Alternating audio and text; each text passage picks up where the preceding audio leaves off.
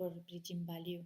Muy bien. Wichibari siempre algo muy interesante, ¿no? Muchas cosas que contar vemos. Entonces, me gustaría que me dijeses qué relación puede tener crisis mundial económica con Japón como player y la paz en Ucrania. Son puntos que aparentemente muy lejanos, en realidad son muchos puntos de contactos. Lo hemos visto en algunos de nuestros vídeos más cortitos. Bueno, empezamos Japón. Japón está viviendo una crisis económica tremenda. Además, es fundamental que está cambiando sus bases de ahorro. Tenemos en cuenta que los tipos de Japón han bajado de manera extrema como nunca y esto es algo que el sistema bancario está intentando de analizar, de integrar. Acordámonos que Japón tuvo siempre esto, tasas de interés casi negativas, con deflación tremenda, tanto que el famoso carry trade era tomar yen para después invertir en otros tipos, aprovechando la diferencia de cambio. En este momento Japón está muy, muy barato comparado con euro, con el dólar, y aún con el dólar que cae, está arrastrando potencialmente el interés de muchos países. Tenemos en cuenta que Japón es el primer país que tiene posesor de deuda americana, de los títulos, de los bonos americanos, absolutamente a nivel mundial. Entonces hay una condición muy entrelazada entre Japón y Estados Unidos. En estos días hemos visto cómo en menos de media hora se perdieron trillones de dólares de valorización de bursátiles a nivel mundial. Y entonces, ¿cuál fue el origen de todo esto? Primero hemos visto una subida extrema de oro y plata como indicadores principales de las grandes metales preciosos que típicamente eran bienes de refugio, particularmente el oro sigue siendo un bien de refugio, pero la plata está empezando a ser un tema más estratégico. Utilización de la plata es central para todas las aplicaciones militares y para aplicaciones de microchip en toda la parte, entonces, consecuencia con AI.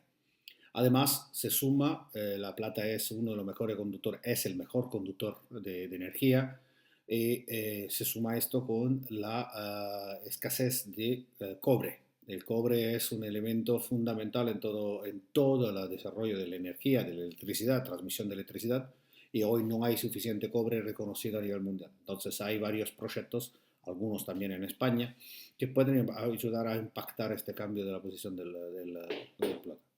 Entonces, para seguir adelante sobre el tema de la materia prima, hay que ver que lo que pasó en la bolsa en estos días fue un reajuste, pero un reajuste direccionado a quién. Tenemos en cuenta primero, tenemos un dólar muy bajo, tenemos un petróleo a precios prácticamente bloqueado, alrededor de los 65, siempre $65 al barril, el WTI.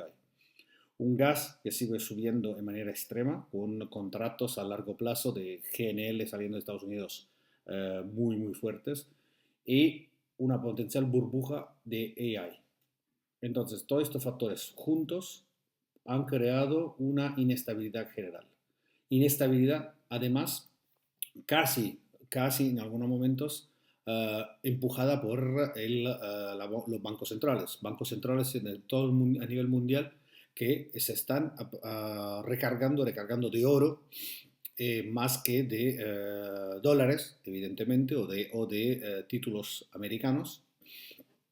Porque, ¿qué pasa? Que evidentemente, una vez más, oro como sistema de refugio. Pero lo hemos visto, el oro se transforma en un bien de refugio cuando hay una situación de crisis mundial y potenciales guerras.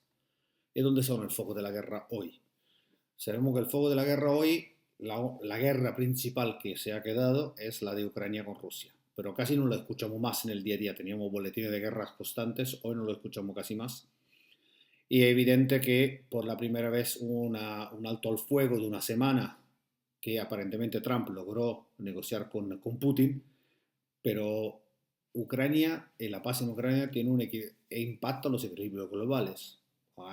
Evidentemente uno dice, bueno, evidentemente hay Rusia involucrada. Bueno, Rusia con Putin y con esta situación de Ucrania demostró de no ser una gran potencia militar, porque evidentemente no ha logrado en casi 4 años, próximamente en 20 días estaremos celebrando el cuarto año de esta guerra. No ha ganado tanto territorio ucraniano, pero mientras tanto, en la parte este, han perdido territorio de manera muy silenciosa por parte de China. Y al mismo tiempo, Rusia es un gran actor a nivel ártico, es el país que tiene una costa ártica más amplia de todos. Entonces, los otros países que actúan en esa zona son Estados Unidos con Alaska, Canadá, si seguimos la ronda, Canadá, Dinamarca con Groenlandia, Noruega con la Svalbard y vía adelante. ¿Qué significa esto? Significa que prácticamente para poder gestionar el Ártico Rusia necesita Estados Unidos. Y los otros países, China quiere estar participando en este contexto, pero China necesita evidentemente un acceso al Ártico. El acceso al Ártico puede pasar por Groenlandia, un tema que venimos hablando de mucho tiempo, por Canadá, hemos visto como Carney en Davos ha cambiado su discurso en favor de China, un nuevo orden mundial centrado en una partnership con China, o en Siberia. Pero para poder acceder libremente a Siberia, China necesita que Rusia se deshaga. ¿Qué puede pasar? Puede pasar que Rusia, hoy que es una federación de estados, como la URSS, se podría explotar, podría deshacerse, desintegrarse. Hemos visto los temas cuando pasó con la URSS, después de la caída del muro de Berlín, Yeltsin, Gorbachev, los mayores que nos siguen típicamente en el canal se acordarán todo de estos momentos. Puede pasar con Rusia. Rusia está compuesta de más de 30 federaciones, 30 estados que son internos o regiones autónomas. Y si explota, prácticamente China tiene una gran ventaja de poder tener influencia muy fuerte con las regiones más orientales, particularmente toda Siberia, que es la zona donde hay la mayoría de las materias primas. Para darle un tema, para que entiendan el impacto, el 92% del paladio, volviendo a las materias primas o a los metales raros, está en Siberia. Y entonces todo lo que es el hidrógeno, por ejemplo, el paladio es famoso para hacer una membrana de hidrógeno. Entonces el hidrógeno, cuando se queremos desarrollar electrolizadores que no sean alcalinos, entonces donde controla China, la otra generación, necesitamos paladio. Y el paladio y platino son los dos elementos. El paladio está en 92% en Siberia, el platino, los dos grandes operadores están en Sudáfrica.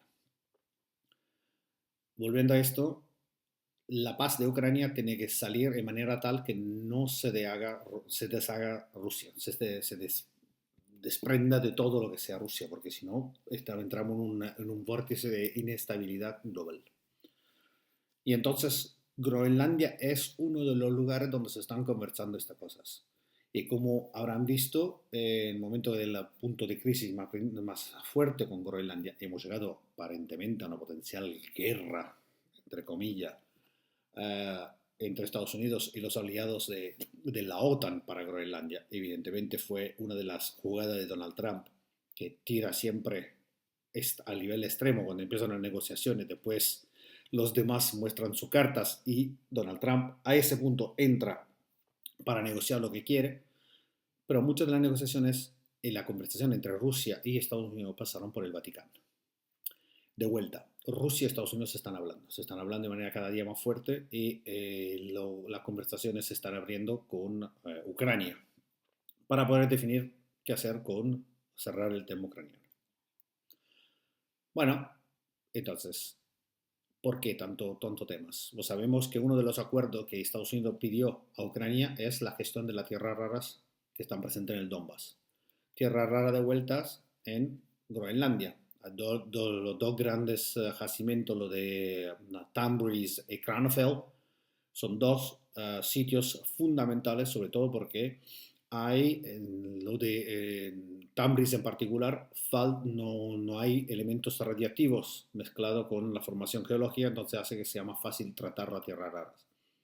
Además, hay yacimientos de uranio no desarrollados. Entonces, ¿a qué sirve la tierra raras? Bueno, sabemos las tierras raras, hoy la hemos hablado en todos lados, son fundamentales por los semiconductores, entonces los microchips, entonces el desarrollo de la AI. En Groenlandia es importante por esto, porque no solamente tiene las tierras raras, pero también mucho frío. El frío es necesario porque todos los data centers son fundamentalmente una transformación de energía. Entra energía eléctrica y sale mucho calor. Sí, la gestión de datos, pero fundamentalmente es una transformación de energía. Y si no hay un sistema de resfrío o se encuentra en un territorio frío, evidentemente la temperatura de los data centers necesitan mucha agua o mucho sistema de resfrío. Entonces, lo que está impactando es que, en general, nosotros estamos viendo que falta energía, hay una inestabilidad brutal en las redes. Acordamos el apagón de español del 28 de abril del 25. Además, la semana pasada hubo otro riesgo de apagón en España. No sé si se lo informaron, pero evidentemente, constantemente, cuando una red está muy cargada con recursos renovables, hay un riesgo de apagones constante con además toda la parte de los data centers. Entonces, queremos ser cada día más digitales, verdes no lo logramos hacer, necesitamos los recursos de toda manera, entonces hay que intervenir de manera estratégica. Y consecuentemente, volvemos a la pregunta originaria, ¿cómo se conecta Japón con la paz a nivel mundial? Bueno, evidentemente, si el tema de Ucrania es un punto central para poder tener negociaciones más amplias a partir del Ártico, al mismo tiempo tenemos que entender que la guerra de Ucrania ha sido una de las guerras necesarias, pido disculpas por eso no termina así, a nivel militar para testear la nueva estructura de guerra hecha con drones.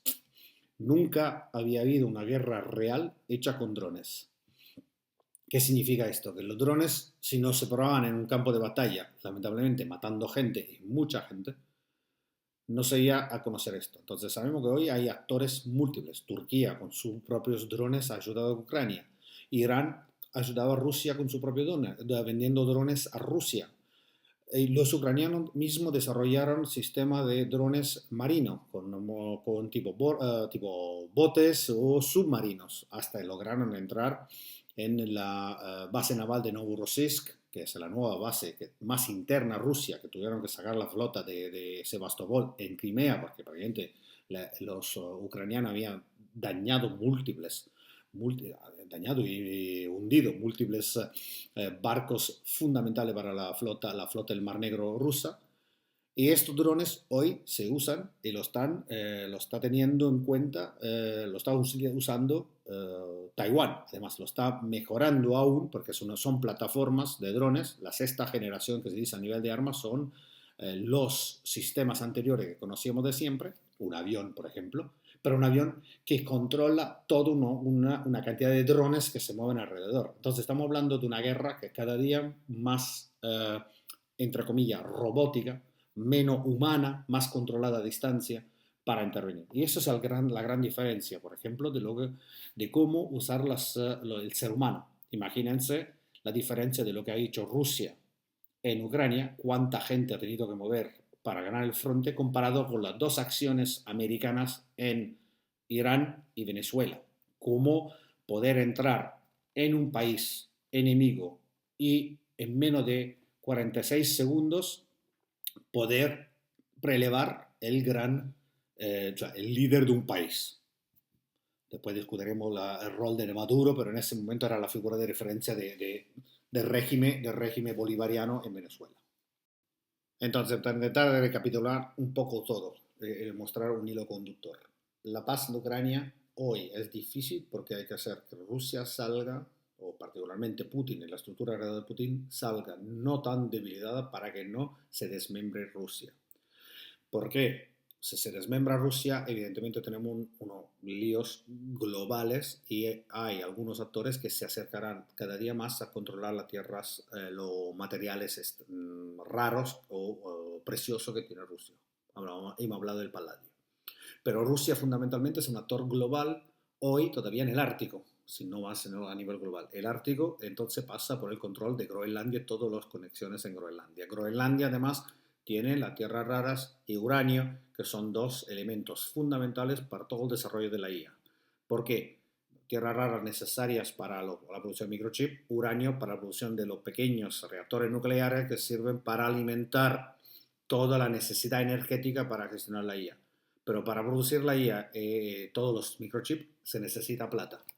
porque es el mejor conductor que hay a nivel de electricidad. Entonces, la plata hoy no solamente tiene aplicaciones industriales cada día más importantes, pero sigue también siendo un productor, un elemento de un bien refugio, como el oro, pero el oro no tiene tantas aplicaciones industriales.